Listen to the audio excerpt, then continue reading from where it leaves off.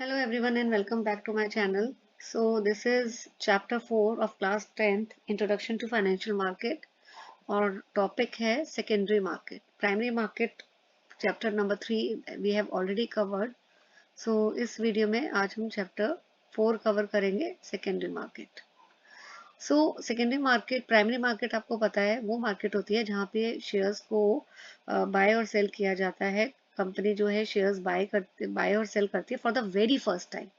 लेकिन secondary market कौन सी होती है जहाँ पे जो सिक्योरिटीज जो है they are bought and sold it but not for the first time. Right. एक बारी जब प्राइमरी मार्केट में शेयर्स को पहले इशू कर देते हैं तो that is for the first time. लेकिन secondary market में the shares are not bought and sold for the first time. So ये वो shares होते हैं जो पहले से ही company initially offer कर चुकी होती है. Right. So that is the secondary market. अब रोल क्या है secondary market का? secondary market का रोल यहाँ पे दो तरह से मैं आपको explain करूंगी. Right. तो सबसे पहला for the general investor. General investor का मतलब for the general public. Right.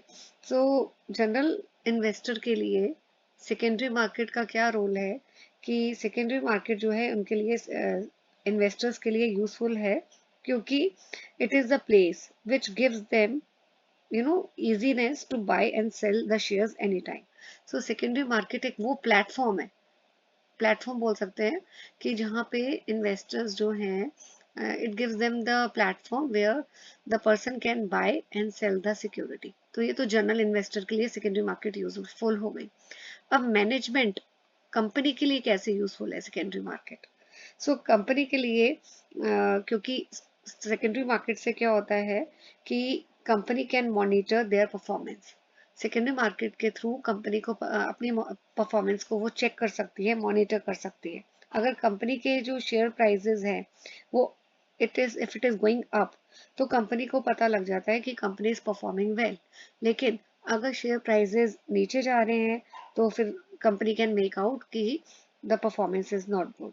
तो company can monitor their performance. तो पहला इसका देखो पॉइंट सेकंड का ही हो जाएगा कि कंपनी जो है अपनी परफॉर्मेंस मॉनिटर कर लेती है. राइट. एंड सेकंड आप इसमें पॉइंट मेंशन कर सकते हो अगेन फॉर द कंपनी कि it also encourages management to work better. अब अपनी परफॉर्मेंस कंपनी मॉनिटर कर लेती है शेयर प्राइसेस को देख के.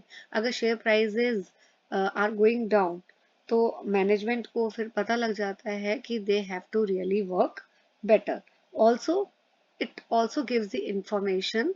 सेकेंडरी मार्केट से कंपनी को इंफॉर्मेशन मिलती है, right, with the help of which management can take the decisions. right. so आप इन्वेस्टर के लिए तो प्लेटफॉर्म है जहाँ पे they can buy and sell the shares. Management के लिए सेकेंडरी मार्केट कैसे यूजफुल है, रोल क्या है, मॉनिटर करती है अपनी परफॉर्मेंस. राइट. और इंफॉर्मेशन भी सेकेंडरी मार्केट के थ्रू मिल जाती है कंपनी को, मैनेजमेंट को, जिससे वो डिसीजंस ले सकते हैं. Right. Now, what is the difference between primary market and secondary market? Primary market तो वही मार्केट है, आपको पता ही है कि जहाँ पे शेयर्स को सबसे पहली बार, मैं सिर्फ शेयर्स बोल रही हूँ बट ये सिक्योरिटीज है. सिक्योरिटीज में शेयर्स भी आते हैं, डिवेंचर्स भी आते हैं, सब आता है. तो ये प्राइमरी मार्केट में सिक्योरिटीज को फर्स्ट टाइम ऑफर किया जाता है. ठीक है, ताकि जो लोग हैं वो शेयर्स खरीदे और कंपनी में इन्वेस्ट करें. लेकिन सेकेंडरी मार्केट में जो ऑलरेडी सिक्योरिटीज इशू करी होती हैं उनको they are traded among the investors, they are bought and sold. ठीक है, जैसे मैं आपको एग्जांपल देती हूँ. प्राइमरी मार्केट में पहले कंपनी ए है, राइट, उसने स्टॉक एक्सचेंज है. फर्स्ट टाइम कंपनी ए अपने शेयर्स जो है स्टॉक एक्सचेंज में के through they are offering to the public कि लोग आए और शेयर्स को खरीदें. सपोज मिस्टर ए कोई इन्वेस्टर है, उसने ये वाले शेयर स्टॉक एक्सचेंज से कंपनी ए के खरीदे और पैसे दे दिए कंपनी ए को. ठीक है, ये प्राइमरी मार्केट है। क्योंकि प्राइमरी मार्केट क्यों है? क्योंकि कंपनी ए ने पहली बार अपने शेयर्स जो हैं स्टॉक एक्सचेंज के थ्रू यहाँ पे सेल किए हैं, ऑफर किए हैं कि कोई भी इन्वेस्टर आके इसको खरीद सकता है। Now what is secondary market?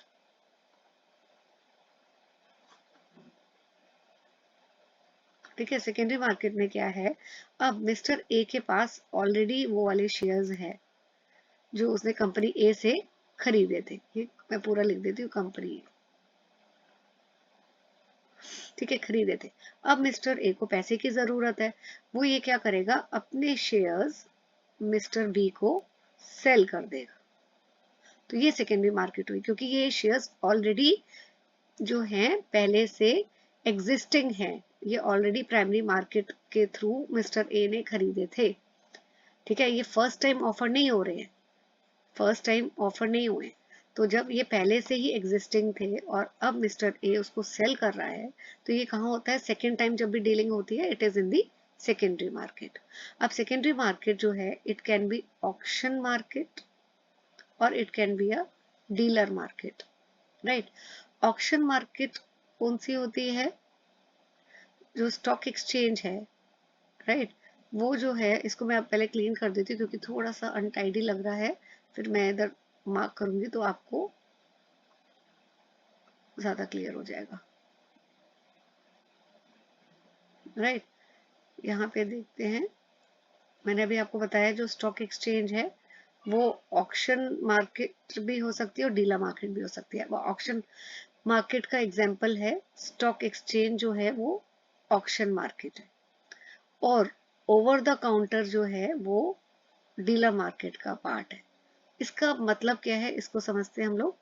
ठीक है, ऑक्शन मार्केट कौन सी होती है, जहां पे जैसे बेसिकली बोली लगाई जाती है, राइट। बायर्स और सेलर आते हैं एक साथ एक ही जगह पे, है ना, और बायर बताता है वो इस प्राइस पे खरीदना चाहता है, सेलर लेकिन यहाँ पे ऑक्शन मार्केट में पहले क्या होता था, पहले फिजिकली जो थे बायर सेलर एक जगह पे इकट्ठे होते थे, लेकिन आज के टाइम पे इलेक्ट्रॉनिकली डीलिंग होती है।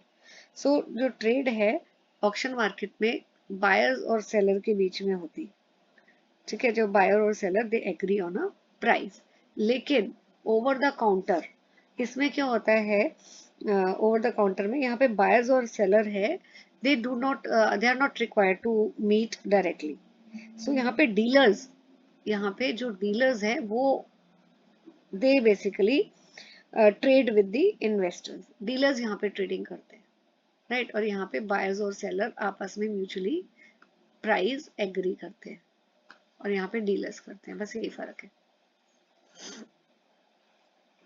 Sorry. So now comes stock exchange. What is the role of stock exchange? So stock exchange आपको पता है किसके अंडर काम करता है, it is under the supervision of regulatory authority. हमारी रेगुलेटरी अथॉरिटी कौन है, जो स्टॉक एक्सचेंज को मॉनिटर करती है कि स्टॉक एक्सचेंज कैसे काम कर रहा है, SEBI. It is the regulatory authority. It keeps a check on the functioning, working of stock exchange. ठीक है, और जो स्टॉक एक्सचेंज है वो प्लेटफॉर्म देता है जहाँ पे बायर्स और सेलर्स जो है वो आके they can buy and sell the securities. So rule क्या है स्टॉक एक्सचेंज का, ये ट्रेडिंग प्लेटफॉर्म प्रोवाइड करता है। ये प्लेटफॉर्म है जहाँ पे शेयर्स खरीदे और सिक्योरिटीज खरीदी और बेची जाती है, और ये सब इलेक्ट्रॉनिकली होता है, राइट। बायर्स और सेलर को फिजिकली मिलने की जरूरत नहीं है एक पर्टिकुलर लोकेशन पे, they can do the trading electronically. Computerised trading screens होती हैं, इसके बारे में हम अभी आगे पढ़ेंगे चैप्टर में। Now what is demutualization of stock exchange? Demutualization का मतलब समझने के लिए हमें पहले समझना चाहिए कि पहले कैसे म्यूचुअल एक्सचेंज क्या होता था। देखो नेक्स्ट क्वेश्चन है ना, how is demutualized exchange different from mutual exchange. तो पहले हमें इस क्वेश्चन का आंसर देने से पहले म्यूचुअल एक्सचेंज में क्या होता था वो समझना ज्यादा जरूरी है। तो म्यूचुअल एक्सचेंज में क्या होता था, ओनरशिप, मैनेजमेंट और ट्रेडिंग, ये तीनों जो थे एक ही इंसान करता था। पहले पहले क्या होता था कि ओनरशिप, मैनेजमेंट और ट्रेडिंग ये तीनों जो फंक्शंस थे कौन परफॉर्म करता था? ब्रोकर्स करते थे। ब्रोकर जो थे they were performing all the three functions, ownership, management as well as trading. लेकिन उसके बाद में धीरे धीरे कॉन्फ्लिक्ट्स होने लग गए, ठीक है, चीजों को मैनेज करना मुश्किल हो गया। सो जस्ट अ सेकंड, ये देखिए, broker members of the exchange जो थे वो ओनर्स भी थे, ट्रेडर्स भी थे। लेकिन डीम्यूचुअलाइज एक्सचेंज में क्या होता है, ये तीनों फंक्शंस, ओनरशिप, मैनेजमेंट और ट्रेडिंग, ये अलग अलग लोग करते हैं। इट इज नॉट, पहले सिर्फ ब्रोकर, ये तीनों फंक्शंस ब्रोकर के हाथ में ही था। ब्रोकर, ओनरशिप भी, मैनेजमेंट भी, ट्रेडिंग सब ब्रोकर करते थे। लेकिन डीम्यूचुअलाइजेशन वो स्ट्रक्चर है जहाँ पे ओनरशिप, देखिए, it refers to the legal structure of exchange, जहाँ पे ओनरशिप, मैनेजमेंट और ट्रेडिंग राइट जो है वो एक इंसान के हाथ में नहीं है, वो अलग अलग लोगों के पास है। सो ओनरशिप किसके पास है? बुक में mention, I don't think book में मेंशन है, मैं लिख देती हूँ। ओनरशिप जो है it is with the public share holders, it is with the share holders, ठीक है। मैनेजमेंट किसके हाथ में है? बोर्ड ऑफ डायरेक्टर्स के हाथ में, board of directors, right. Now trading trading के राइट्स किसके पास है? Trader, registered trader.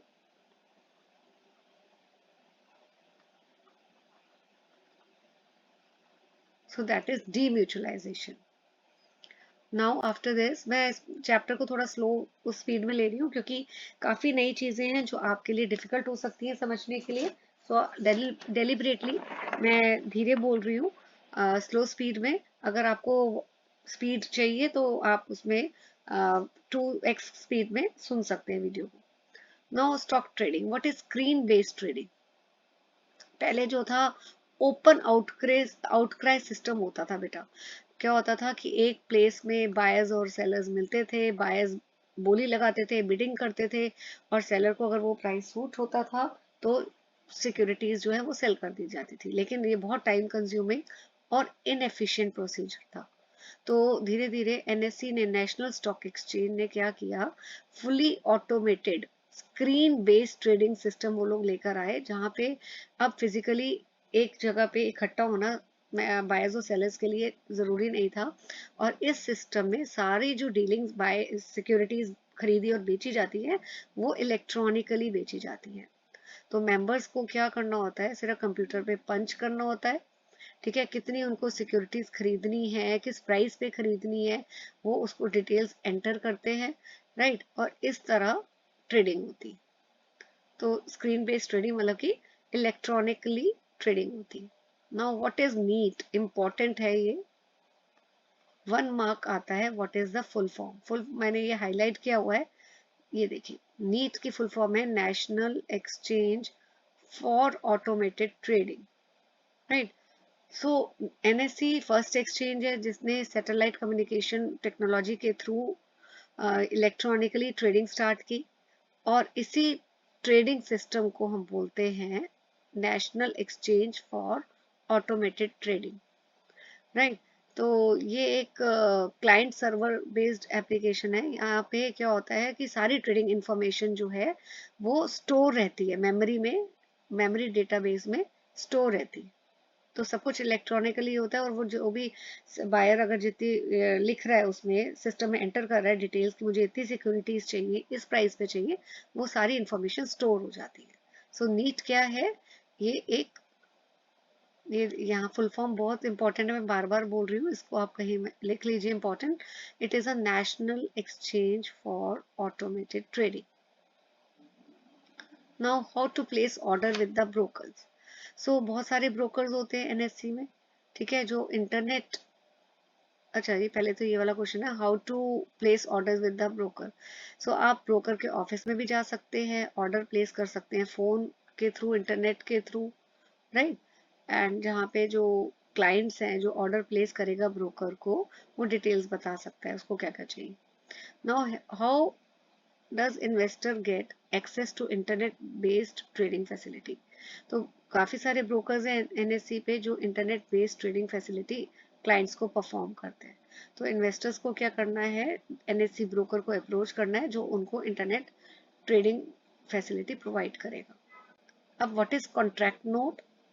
Contract note क्या है? ये कंफर्मेशन है ट्रेड्स की। ठीक है, अगर किसी भी दिन एक पर्टिकुलर दिन पे कोई भी क्लाइंट ने ट्रेड करी है, मतलब कि सिक्योरिटीज अगर खरीदी है या बेची है, तो इट्स अ एंड ये क्लाइंट के कहने पे किसने किया है? एक मेंबर ने, ट्रेडिंग मेंबर ने। ठीक है, किसी ब्रोकर ने, ट्रेडिंग मेंबर मतलब ब्रोकर ने, कि क्लाइंट ने ब्रोकर को बोला था कि मेरे बिहाफ पे आप ये शेयर्स आप खरीद लो या बेच लो। तो मेंबर ने क्लाइंट के कहने पे वो शेयर्स खरीदे या बेचे, तो उसकी कंफर्मेशन दी जाती है। उस कंफर्मेशन को बोलते हैं कॉन्ट्रैक्ट नोट, राइट?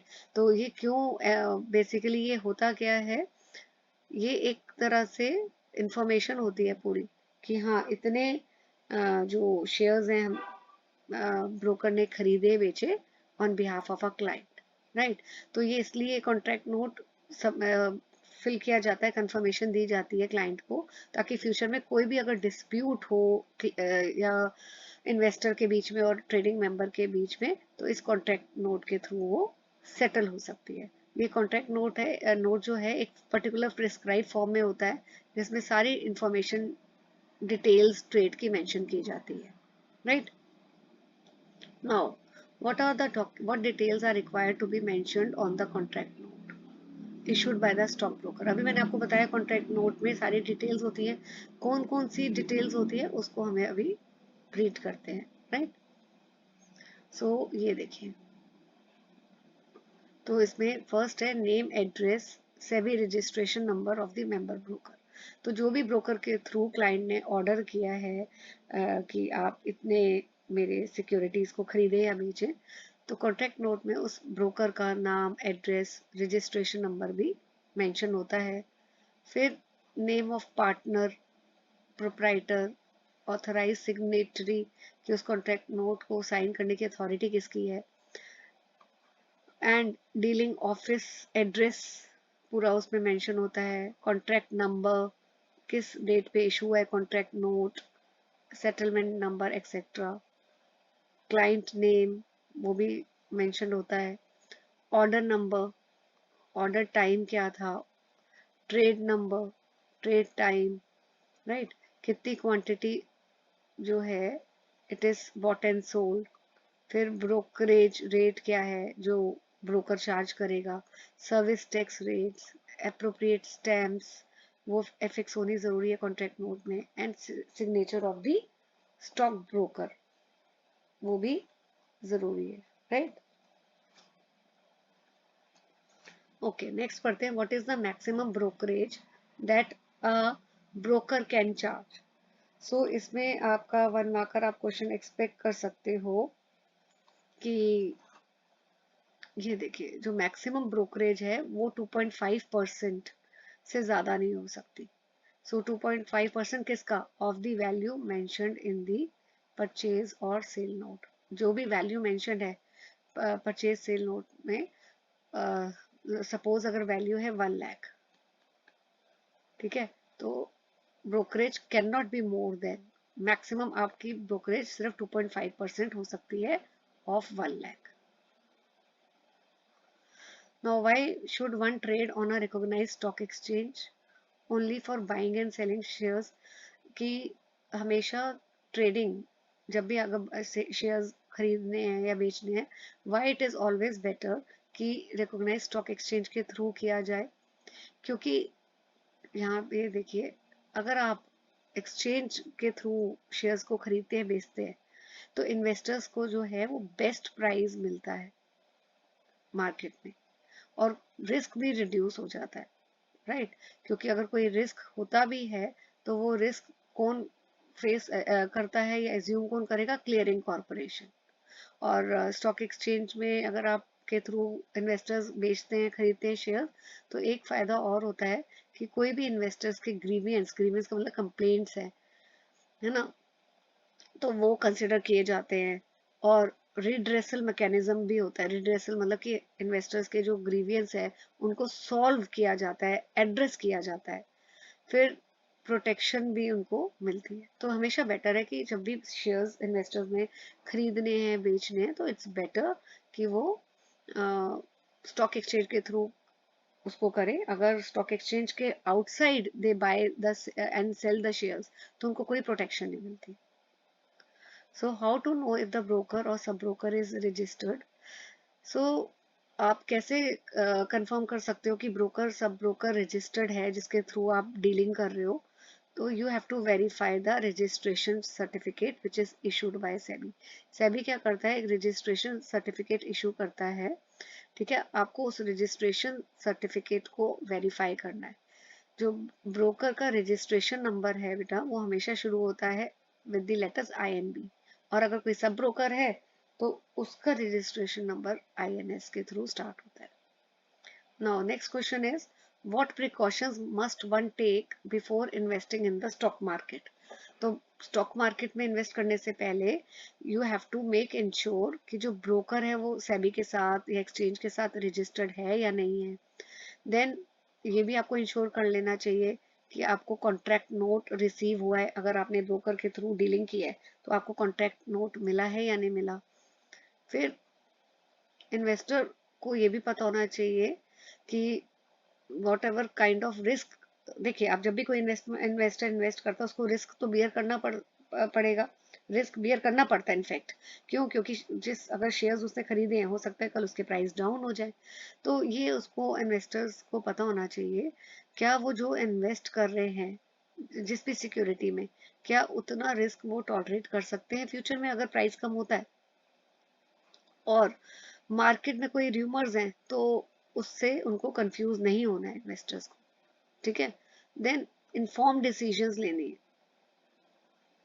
आप पैसा अपना इन्वेस्टर जब भी लगाते हैं उनको बहुत सोच समझ के इन्वेस्ट करना है, डिसीजंस लेनी है, उनको कंपनी के बारे में पूरा पता होना चाहिए, कंपनी कैसी है, फ्यूचर प्रोस्पेक्ट्स कैसे हैं, कंपनी का पास्ट ट्रैक रिकॉर्ड कैसा है, ये सारी चीजें ध्यान में रखनी चाहिए।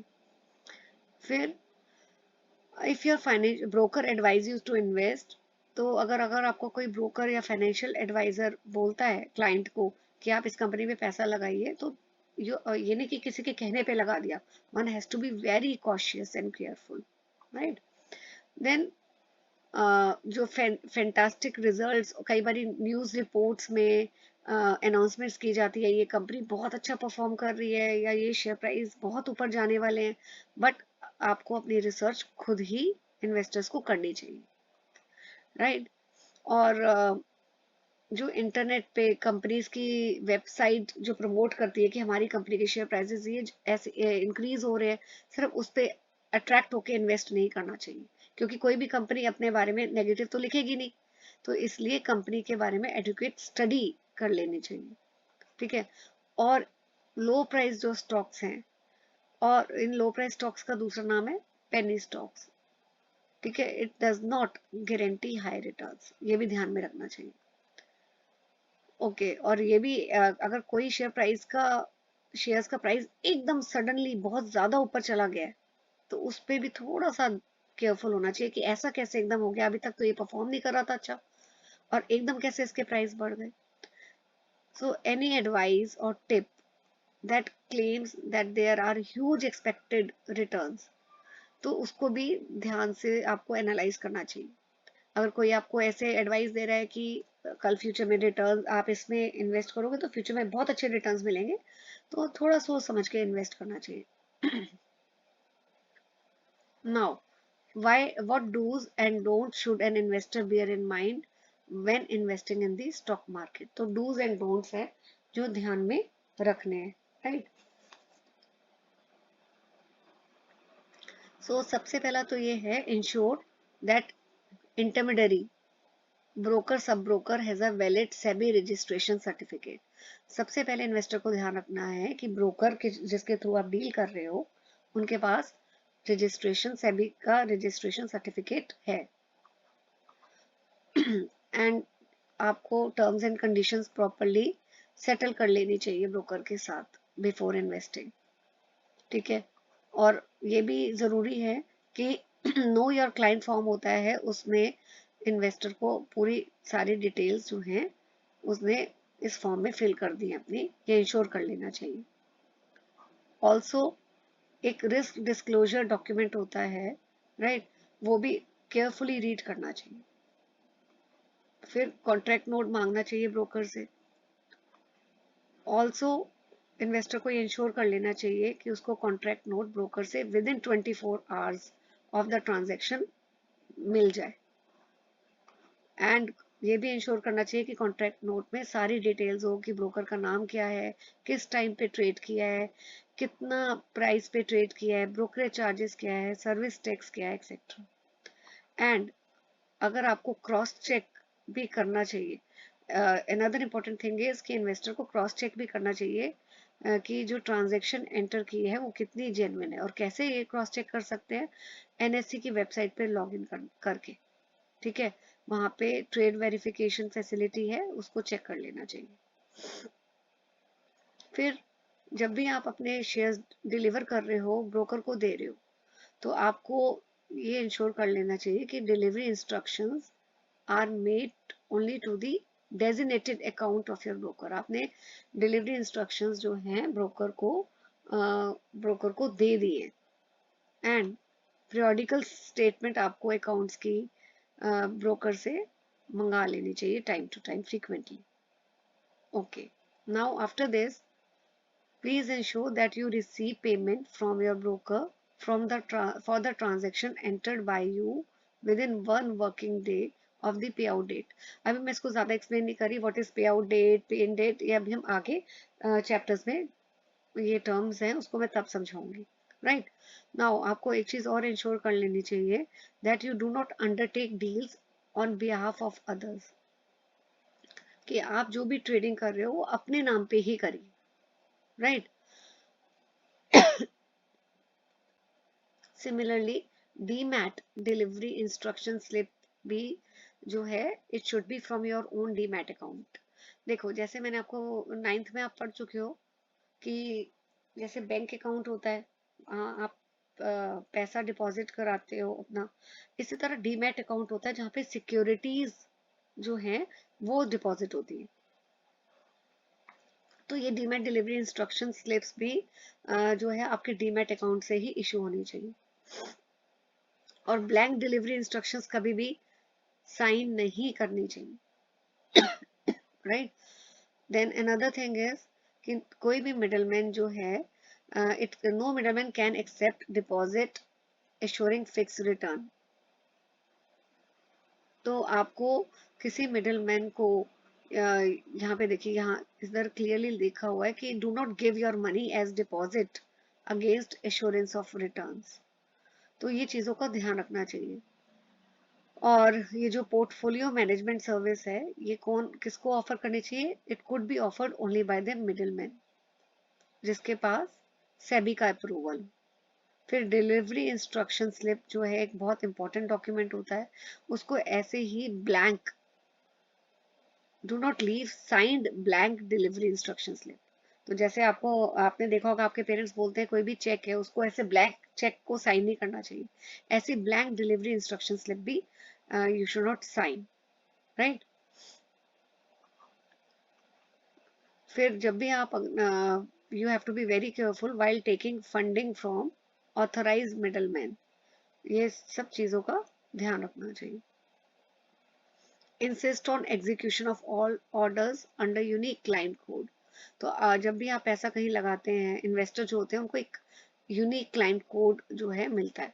तो आपको ये इंसिस्ट करना चाहिए ब्रोकर को कि कोई भी ऑर्डर जो एग्जीक्यूट वो करेगा, जो भी ऑर्डर आपने उसको दिया है, वो कहाँ पे, वो कैसे करे? Under using this code, unique client code.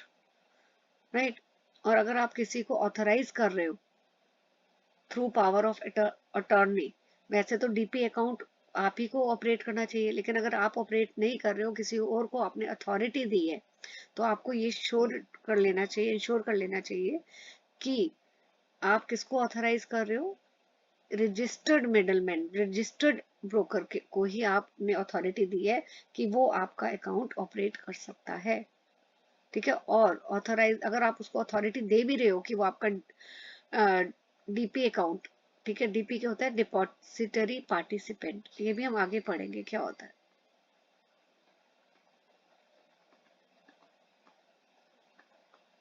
Account, तो ये आप उसको अगर अथॉरिटी दे भी रहे हो कि वो ये अकाउंट ऑपरेट कर ले आपके बिहाफ पे, तो उसको जो अथॉरिटी है वो लिमिटेड पर्पस के लिए ही देनी चाहिए, राइट। देन आपकी जो डीपी स्टेटमेंट है, that is depository participant statement, उसको भी पीरियोडिकली आपको मंथली या 15 डेज के बाद वेरीफाई कर लेना चाहिए।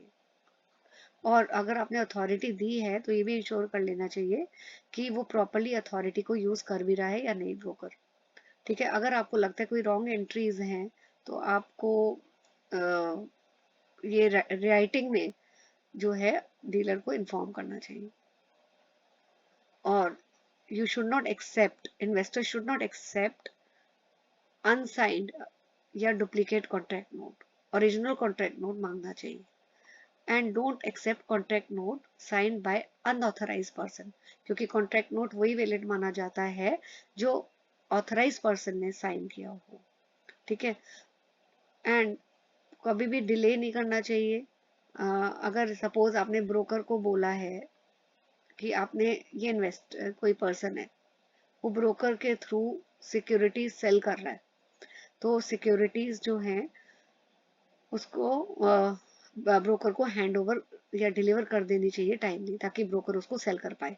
और अगर ये पर्सन ब्रोकर के थ्रू बाय कर रहा है सिक्योरिटी, तो उसको पेमेंट भी ब्रोकर को टाइमली कर देनी चाहिए। नाउ कभी भी डिस्प्यूट्स हो, डिस्क्रिपेंसी हो, तो ये ब्रोकर की नोटिस में इमिडिएटली लाना चाहिए, राइट। और सब ब्रोकर के साथ अगर डिस्प्यूट हो तो मेन ब्रोकर को भी इन्फॉर्म करना चाहिए, राइट। और कब जब अगर आपको कंप्लेंट लॉन्च करनी है with the investor grievance cell of the NSC, complaint कहाँ लॉन्च की जाती है, इन्वेस्टर ग्रीवियंस सेल। तो इम्पॉर्टेंट है कि सारे जो डॉक्यूमेंट्स हैं उनकी कॉपीज भी, कौन से डॉक्यूमेंट जैसे कॉन्ट्रैक्ट नोट हो गए, प्रूफ है पेमेंट का, ये सब भी आपको कंप्लेंट के साथ, कंप्लेंट एप्लीकेशन के साथ ये डॉक्यूमेंट्स की कॉपीज भी सबमिट करनी चाहिए, right. And you should also ensure कि आपको सारे रूल्स रेगुलेशंस जो है स्टॉक एक्सचेंज के पता हो, इससे पहले आप कोई ट्रांजेक्शन करें आपके, you should be familiar. Now what are the products in the secondary market. ये सारे प्रोडक्ट्स होते हैं शेयर्स एंड बॉन्ड्स। शेयर्स कौन से हो गए आपके, एक तो इक्विटी शेयर्स, इक्विटी शेयर्स कौन से होते हैं, ऑर्डिनरी शेयर्स होते हैं, ठीक है। जो भी इन शेयर्स को परचेज करता है वो एक तरह से हम बोलते हैं कि वो शेयर होल्डर है और वो ओनर उस बन जाता है कंपनी का। नेक्स्ट इज राइट इश्यूज और राइट शेयर्स। तो राइट शेयर्स कौन से होते हैं या राइट इश्यूज कौन से होते हैं कि कंपनी के कोई एग्जिस्टिंग शेयर होल्डर्स हैं, ठीक है। तो कंपनी क्या करती है, अगर नए इश्यूज मार्केट में, नए शेयर्स मार्केट में इशू कर रही है, तो एग्जिस्टिंग शेयर होल्डर्स को पहले वो ये वाले शेयर्स, न्यू शेयर्स ऑफर करती है at a less discounted price. Then bonus shares, bonus shares company issue करती है शेयर होल्डर्स को free of cost, and it is based on number of shares the shareholders own। तो share holders के पास जितने अपने shares हैं, जितने भी नंबर ऑफ शेयर्स हैं, उसके बेसिस में कंपनी उनको शेयर्स इशू करती है free of cost, bonus shares बोलते हैं। प्रेफरेंस शेयर्स कौन से होते हैं कि ये वो शेयर्स होते हैं जिन भी शेयर होल्डर्स के पास ये वाले शेयर्स हैं उनको एक फिक्स डिविडेंड मिलता है, राइट। तो इनके पास preference share holders they enjoy priority over equity share holders. देखो दो तरह के शेयर होल्डर होते हैं, इक्विटी शेयर होल्डर और प्रेफरेंस शेयर होल्डर्स। तो कंपनी जब भी अच्छा परफॉर्म करती है वो अपने शेयर होल्डर्स को डिविडेंड देती है। अब डिविडेंड सबसे पहले किसको मिलता है, प्रेफरेंस शेयर होल्डर्स को। अगर इक्विटी और प्रेफरेंस शेयर होल्डर दोनों है तो प्रायोरिटी किसको मिलती है डिविडेंड रिसीव करने की, प्रेफरेंस शेयर होल्डर्स को जो है पहले डिविडेंड दिया जाता है, right. Okay, then what are cumulative preference shares. ये वो प्रेफरेंस शेयर्स हैं on which dividend accumulates if remain unpaid. अगर सपोज कंपनी को एक पर्टिकुलर साल में लॉस हुआ है और डिविडेंड कंपनी नहीं दे पाई, ठीक है, डिविडेंड कंपनी तभी देती है जब कंपनी को प्रॉफिट्स होता है। तो अब वो डिविडेंड तो नहीं मिला शेयर होल्डर्स को, लेकिन ऐसा नहीं है कि उनको कभी भी नहीं मिलेगा। तो वो डिविडेंड जो है एक्यूमुलेट हो जाता है, इकट्ठा हो जाता है। और सपोज नेक्स्ट ईयर, जैसे पिछले साल अगर 1000 रुपए का डिविडेंड था, मिलना था शेयर होल्डर्स को, नहीं मिला क्योंकि कंपनी को लॉस थे। नेक्स्ट ईयर कंपनी को प्रॉफिट्स हो गए, तो नेक्स्ट ईयर 1000 नेक्स्ट ईयर का डिविडेंड प्लस प्रीवियस ईयर का डिविडेंड, वो इकट्ठा ही शेयर होल्डर्स को मिलेगा। Now cumulative convertible preference shares कौन से हो गए?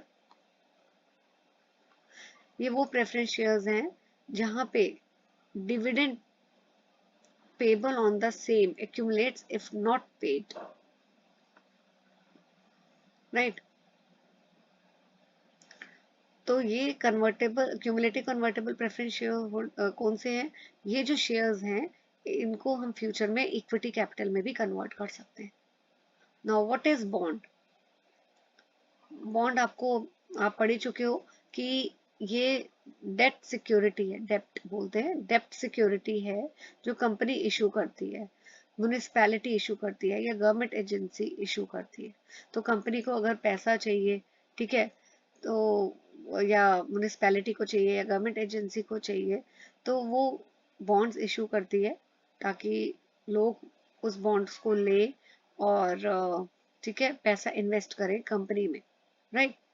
तो जो इशूअर है, जो इशू करता है इस बॉन्ड को, वो बॉन्ड होल्डर को, बॉन्ड होल्डर कौन होगा? जिसने ये बॉन्ड खरीदा है, लिया है, उसको इंटरेस्ट भी देता है क्योंकि it is a kind of loan which the company is taking. तो एक तरह से लोन है। तो कंपनी ये प्रॉमिस करती है कि अभी मुझे पैसा चाहिए, तो जो इस बॉन्ड को खरीदता है वो पैसा दे देता है, जो बॉन्ड को लेता है वो पैसा दे देता है, और कंपनी फ्यूचर में प्रॉमिस करती है कि ये लोन अमाउंट जो है वो रिपे कर देगी but with interest. Now what is zero coupon bond? So यहाँ पे पीरियोडिक इंटरेस्ट जो है, इंटरेस्ट नहीं पे किया जाता। अभी मैंने आपको ऊपर बताया था कि कंपनी क्या करती है, एक बॉन्ड को, बॉन्ड के थ्रू अमाउंट रेज करती है, लेकिन वो लोन की तरह होता है और कंपनी प्रॉमिस करती है कि ये लोन विद इंटरेस्ट रिपे कर देगी। लेकिन जीरो कूपन बॉन्ड में there is no period, no interest which is paid, ठीक है। यहाँ पे इशू प्राइस, और इतना डिटेल में अभी आपको नहीं करना है, ये आप थोड़ा सा कर सकते हो क्योंकि ये काफी टेक्निकल टर्म्स है बेटा, कि डिफरेंस बिटवीन इशू प्राइस क्या होता है, रिडेम्पशन प्राइस क्या होता है, राइट? सो आप अभी इसमें सिर्फ इतना ही कर सकते हो कि bond is issued at a discount price and repaid at a face value. तो मैं इसको ऐसे समझा देती हूँ कि कंपनी ने बॉन्ड इशू किया है ₹90 पे, ठीक है, और किसी इंसान, कोई पर्सन है, उसने ये ₹90 का लिया, या बॉन्ड्स लिए और कंपनी को दे दिए ₹90, ठीक है। लेकिन कंपनी जब रीपे करेगी 90 नहीं दे रही, ₹100 दे रही है। तो ये जो डिफरेंस है 90 और 100 का, इसको एक तरह से ये रिटर्न है। एक तरह से जिसने भी पैसा लगाया कंपनी में और कंपनी ने ऐसा लोन ही लिया है, ठीक है, ये पैसा, तो ये ₹10 उसको एक तरह से रिवॉर्ड मिलता है बॉन्ड होल्डर्स को। Now what are convertible bonds? So ये बॉन्ड्स जो हैं फ्यूचर में इक्विटी में कन्वर्ट हो सकते हैं। What are treasury bills? ये शॉर्ट टर्म सिक्योरिटीज है जो गवर्नमेंट को अगर पैसा चाहिए होता है तो गवर्नमेंट इसे इशू करती है एंड काफी सिक्योर्ड होते हैं, right? Now equity investment, equity में क्यों इन्वेस्ट करना चाहिए? क्योंकि जब भी आप शेयर्स खरीदते हो कंपनी के, तो आप शेयर होल्डर बन जाते हो, तो अगर शेयर्स के प्राइस फ्यूचर में बढ़ेंगे तो जितने भी, जो भी शेयर होल्डर है उनको भी फायदा होगा। इसलिए इक्विटीज के जो इन्वेस्टर्स इक्विटी में पैसा लगाते हैं, इक्विटी शेयर्स खरीदते हैं, उनको फायदा होता है क्योंकि ये काफी, इक्विटीज जो है, इक्विटीज मतलब शेयर्स में आप पैसा लगा रहे हो, रिवॉर्डिंग होते हैं। शेयर्स के प्राइस बढ़े तो इन्वेस्टर्स को भी फायदा होता है, राइट? और रिटर्न्स जो होते हैं काफी सुपीरियर होते हैं। लेकिन इसका मतलब ये नहीं है कि आपने इक्विटी में पैसा लगाया है तो हमेशा आपको रिटर्न्स मिलेंगे। इक्विटी में अगर पैसा लगाते हो तो रिस्क भी बहुत होता है। Now what has been average return on equity in India? Average return कितना है? Average is 16%। नॉर्मली जो है इन्वेस्टर्स को ये रिटर्न मिलता है। और डिविडेंड कितना मिलता है एनुअली? 1.5%। डिविडेंड क्या है? Percentage of the face value of the share. जो कंपनी शेयर होल्डर्स को देती है, रिटर्न करती है, शेयर होल्डर्स कंपनी में पैसा लगाते हैं तो उनको एक तरह से रिटर्न रिवॉर्ड देती है, एंड जब भी कंपनी को प्रॉफिट्स होते हैं तो वो डिविडेंड देती है शेयर होल्डर्स को। Okay, what are the factors that influence the price of the stock? दो फैक्टर्स हैं बेटा, stock specific and market specific. Stock specific factors कौन से होते हैं कि लोगों की क्या एक्सपेक्टेशन है कंपनी से, कि कंपनी फ्यूचर में कैसा परफॉर्म करेगी, उसकी फाइनेंशियल हेल्थ कैसी है। तो जब भी देखिए क्वेश्चन का मतलब क्या है, कौन से फैक्टर्स हैं जिसका इम्पैक्ट पड़ता है कंपनी के शेयर प्राइसेस पे। तो सबसे पहले तो ये लोगों की क्या एक्सपेक्टेशन है कंपनी की परफॉर्मेंस को लेके, उसका भी इम्पैक्ट पड़ता है। अगर लोगों को लगता है कि कंपनी अच्छा नहीं परफॉर्म कर रही है तो उसके शेयर प्राइसेस कम हो जाते हैं। अगर लोगों को लगता है कि company is doing very good तो उसके शेयर प्राइसेस अप हो जाते हैं। मार्केट स्पेसिफिक फैक्टर्स कौन से होते हैं? जो इन्वेस्टर के सेंटिमेंट्स से अटैच्ड होते हैं, राइट। तो अगर कोई भी फेवरेबल इवेंट्स हो रहे हैं इकोनॉमी में जैसे ग्रोथ अच्छी हो रही है, ठीक है, गवर्नमेंट में स्टेबल गवर्नमेंट है, तो उसका ना क्या इम्पैक्ट पड़ता है investors, if there is a favourable conditions in the economy तो इन्वेस्टर्स पे उसका बहुत पॉजिटिव इम्पैक्ट पड़ता है। लेकिन अगर अनफेवरेबल इवेंट्स हो रहे हैं इकोनॉमी में, लड़ाई हो रही है, वॉर हो रही है, क्राइसिस है, लोगों को जॉब्स नहीं मिल रही हैं, गवर्नमेंट जो है स्टेबल नहीं है, तो कंपनी कितना भी अच्छा परफॉर्म कर रही हो लेकिन उसका नेगेटिव इम्पैक्ट पड़ता है इन्वेस्टर्स पे। तो ये चीजें ध्यान में रखनी है। Now what is meant by the term growth stock and value stock? Growth stock कौन से स्टॉक्स होते हैं? जो companies those who have the potential for growth in sales. तो कई कंपनीज ऐसी होती हैं उनमें पोटेंशियल होता है कि फ्यूचर में वो सेल्स उनकी ग्रो करेगी, अर्निंग्स ग्रो करेगी, दे विल ग्रो फास्टर। तो उनके जो उन कंपनीज के जो शेयर्स होते हैं, स्टॉक्स होते हैं, उनको बोलते हैं ग्रोथ स्टॉक्स, राइट। तो ये कंपनीज क्या करती हैं, ये they are growing faster than other companies in the market. तो उनके जो स्टॉक्स हैं, मैं एक बार रीड कर देती हूँ तब आपको ज्यादा क्लैरिटी होगी। Companies whose potential for growth in sales and earnings are excellent are growing faster than other companies in the market or other stocks in the same industry are called growth stocks, right. अब value stock क्या होते हैं? अब कई companies जो हैं, कई company के जो स्टॉक्स हैं वो कई इन्वेस्टर्स जो हैं उनको ओवरलुक कर देते हैं, ठीक है। तो उन स्टॉक्स की हिडन वैल्यू होती है। अब ये जो कंपनीज के जो स्टॉक्स हैं, ठीक है, उनके प्राइजेस हो सकता है कम हो, कोई भी रीजन हो सकता है कि इन्वेस्टर्स को लगे कि इकोनॉमी में ग्रोथ नहीं हो रही है, कुछ भी रीजन हो सकता है, तो उस कंपनी के शेयर प्राइसेस जो हैं वो अच्छा परफॉर्म नहीं कर रहे। लेकिन फिर भी कई इन्वेस्टर्स इन स्टॉक्स को बोलते हैं वैल्यू स्टॉक्स। क्यों बोलते हैं वैल्यू स्टॉक्स? हो सकता है कि इनके शेयर प्राइसेस कंपनी के कम हो, लेकिन इन कंपनीज के पास एसेट्स बहुत होते हैं, इनके पास बिल्डिंग्स भी होती है, प्रॉपर्टीज भी होती है, तो एसेट्स हैं इन कंपनीज के पास जिसकी वैल्यू भी है। लेकिन शेयर प्राइसेस नहीं, अच्छा शेयर प्राइसेस जो है वो ज्यादा नहीं है, वो अच्छे नहीं है, they are the companies are having the low share prices, but companies के पास पैसा है, assets है, तो इनको बोलते हैं वैल्यू स्टॉक्स। तो जो वैल्यू इन्वेस्टर्स होते हैं वो इन स्टॉक्स को ले लेते हैं चाहे इनके शेयर प्राइसेस कम है, इन द होप कि फ्यूचर में इनके प्राइसेस अप होंगे। So value investors they buy the stocks जो अंडर वैल्यू है, अभी उनकी वैल्यू कम है, और उसको होल्ड करते हैं जब तक मार्केट जो है वो इनकी इनकी मार्केट वैल्यू बढ़ नहीं जाती, तो उनको रख लेते हैं। Okay, how one can acquire equity shares? तो इक्विटी शेयर्स प्राइमरी मार्केट के थ्रू भी आप खरीद सकते हो, राइट, और ऑल्टरनेटिवली जो है सेकेंडरी मार्केट के थ्रू भी ले सकते हो। Now what is bid and ask price? Bid price क्या होता है बेटा? बायर्स का प्राइस होता है।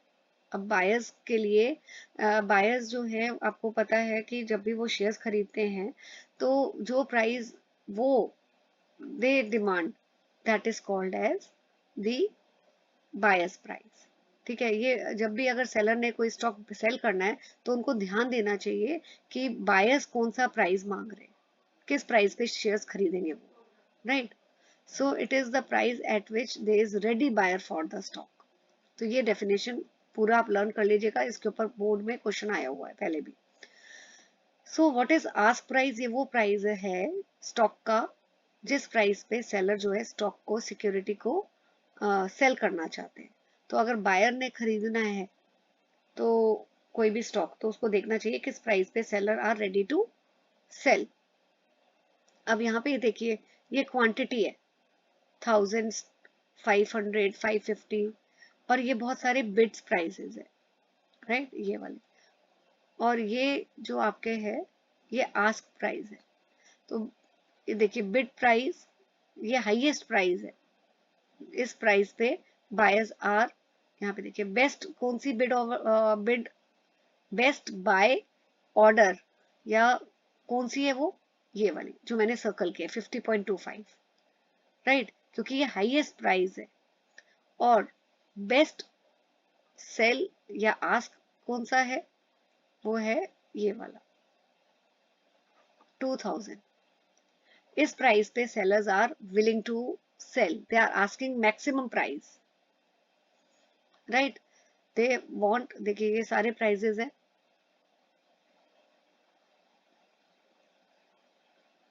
यहाँ देखिए।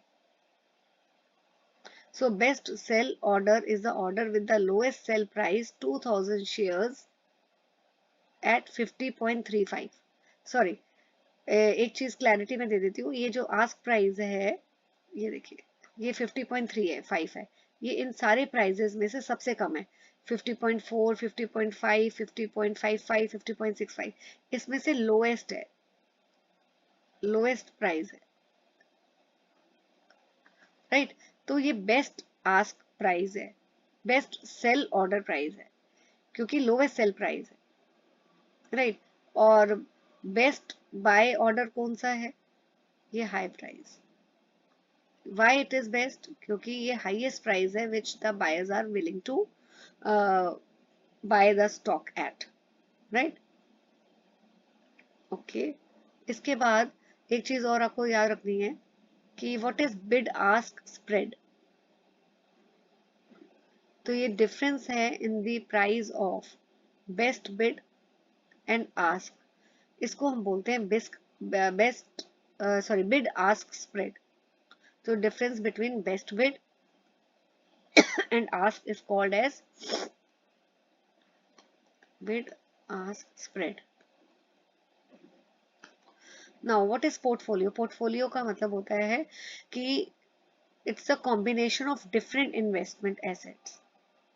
देखो, बहुत सारे इन्वेस्टमेंट्स के बहुत सारे वे हैं, आप बहुत जगह इन्वेस्ट कर सकते हो, आप शेयर्स में पैसा लगा सकते हो, डिबेंचर्स में, फिक्स डिपॉजिट्स में, म्यूचुअल फंड्स में। तो पोर्टफोलियो क्या होता है, पोर्टफोलियो में डिफरेंट इन्वेस्टमेंट एसेट्स मिक्स होते हैं, कि कुछ पोर्टफोलियो का मतलब है कुछ पैसा शेयर्स में लगाया, कुछ डिबेंचर्स में लगाया, कुछ फिक्स डिपॉजिट्स में लगाया, एक्सेट्रा। तो इस जब हम बहुत डिफरेंट टाइप ऑफ एसेट्स में पैसा लगा रहे हैं, इन्वेस्टमेंट कर रहे हैं, तो उस कॉम्बिनेशन को बोलते हैं पोर्टफोलियो। What is diversification? तो डाइवर्सिफिकेशन का मतलब होता है रिस्क को मैनेज करने की टेक्निक। तो देखिए, अभी मैंने आपको बताया था पोर्टफोलियो में क्या है, कॉम्बिनेशन ऑफ डिफरेंट इन्वेस्टमेंट। हम एक जगह में सिर्फ शेयर्स में पैसा क्यों नहीं लगा रहे, क्योंकि अगर कल शेयर्स के प्राइसेस डाउन हुए और हमने सारा पैसा शेयर्स में लगाया तो हमें बहुत लॉस होगा। लेकिन अगर हम कुछ इन्वेस्ट करें शेयर्स में, कुछ डिवेंचर्स में, कुछ फिक्स डिपॉजिट्स में, तो कल शेयर्स के प्राइस अगर कम भी होते हैं तो हमें उतना ज्यादा सेटबैक नहीं लगेगा, नुकसान नहीं होगा। तो इसी को जब आप डिफरेंट डिफरेंट कॉम्बिनेशंस में इन्वेस्ट करते हो तो एक तरह से this is a risk management technique, आप रिस्क को कम कर रहे हो, मैनेज कर रहे हो। So this is called as diversification. Advantages क्या है डाइवर्सिफाइड पोर्टफोलियो के, वो मैंने आपको बता ही दिया है कि आप अगर एक जगह पैसा नहीं लगाते, अलग अलग जगह लगाते हो, तो उससे आपका जो रिस्क है वो कम हो जाता है। व्हाट इज डेप्ट इंस्ट्रूमेंट? ये वो कॉन्ट्रैक्ट है जहाँ पे एक पार्टी दूसरी पार्टी को पैसा देती है उधार पे, राइट। और कुछ टर्म्स एंड कंडीशंस होते हैं कि जैसे ये कंपनी है, ठीक है, और ये मिस्टर ए है, कंपनी एक्स ले लेते हैं। कंपनी एक्स क्या करती है, डेप्ट इशू करती है और बदले में पैसा उधार पे ले लेती है ए से, राइट। तो कंपनी एक्स ए को बोलेगी कि मैं फ्यूचर में I will repay you the loan amount along with the interest, right. So Indian security market में हम बॉन्ड यूज करते हैं टर्म फॉर डेप्ट इंस्ट्रूमेंट, और ये बॉन्ड कौन इशू करते हैं, सेंट्रल स्टेट गवर्नमेंट और पब्लिक सेक्टर ऑर्गेनाइजेशन, और डिबेंचर्स यूज करते हैं फॉर प्राइवेट कॉर्पोरेट सेक्टर। ये दोनों ही आपके डेप्ट इंस्ट्रूमेंट है, बॉन्ड भी डिबेंचर्स भी। लेकिन फर्क क्या है, डिबेंचर्स जो है वो प्राइवेट सेक्टर के लिए, कॉर्पोरेट सेक्टर के लिए यूज होता है, और बॉन्ड टर्म यूज होता है in the when because it is issued by central state government and public organisations जो है वो बॉन्ड इशू करती है। प्राइवेट सेक्टर क्या इशू करता है, debentures. Now what are the features of डेप्ट इंस्ट्रूमेंट? तीन फीचर्स हैं, मैच्योरिटी, कूपन, प्रिंसिपल। मैच्योरिटी का मतलब है कि किस डेट पे बॉन्ड मैच्योर हो रहा है, यानी कि किस डेट पे बोरोअर जो है वो प्रिंसिपल, बोरोअर कौन था इस केस में, कंपनी एक्स, किस डेट पे कंपनी एक्स जो है मिस्टर ए को पैसा रिफंड वापस करेगी उसका, राइट। तो उसी को बोलते हैं मैच्योरिटी। और टर्म टू मैच्योरिटी का क्या मतलब है कि कितने ईयर्स रिमेनिंग रह गए हैं बॉन्ड को मैच्योर होने में। सपोज कंपनी एक्स ने मिस्टर ए से पैसा लिया है 5 साल के लिए, ठीक है, तो टर्म्स अगर 4th ईयर चल रहा है तो कितना कितना टाइम पीरियड रह गया है पैसा मैच्योर होने में, 1 year. Term to maturity is 1 year. Coupon, coupon का मतलब होता है इंटरेस्ट पेमेंट जो बोरोअर देता है लेंडर को, राइट। तो अगर कंपनी एक्स ने जैसे ए से पैसा लिया है 1 लाख रुपए एट 5% इंटरेस्ट रेट, तो 5% इज कूपन। उसके बाद है प्रिंसिपल, ये वो अमाउंट है जो बोरो किया था कंपनी ने, 1 लाख रुपए, राइट। इसको हम बोलते हैं par, it is also called par value or face value of the bond. Now what is meant by interest payable by a debenture or a bond? So interest वही अमाउंट है जो borrower repay करता है, पे करता है lender को, क्योंकि लेंडर ने क्या किया, अपना फंड्स यूज करने दिए हैं बोरोअर को, तो बदले में बोरोअर क्या देता है, इंटरेस्ट अमाउंट देता है। Now what are the segments in the डेब्ट market in India? So government securities होती हैं, फिर पीएसयू बॉन्ड्स होते हैं, पब्लिक सेक्टर यूनिट्स बॉन्ड्स होते हैं, और कॉर्पोरेट सिक्योरिटीज होती हैं। तो ये 3 सेगमेंट्स है, राइट। गवर्नमेंट सिक्योरिटीज में क्या क्या आती है, सेंट्रल स्टेट स्पॉन्सर सिक्योरिटीज आती है गवर्नमेंट सिक्योरिटीज में। फिर पीएसयू बॉन्ड्स क्या होते हैं, टैक्स फ्री होते हैं, राइट। और corporate bonds, commercial paper bonds, ये सब होते हैं। पार्टिसिपेंट्स कौन है डेब्ट मार्केट में?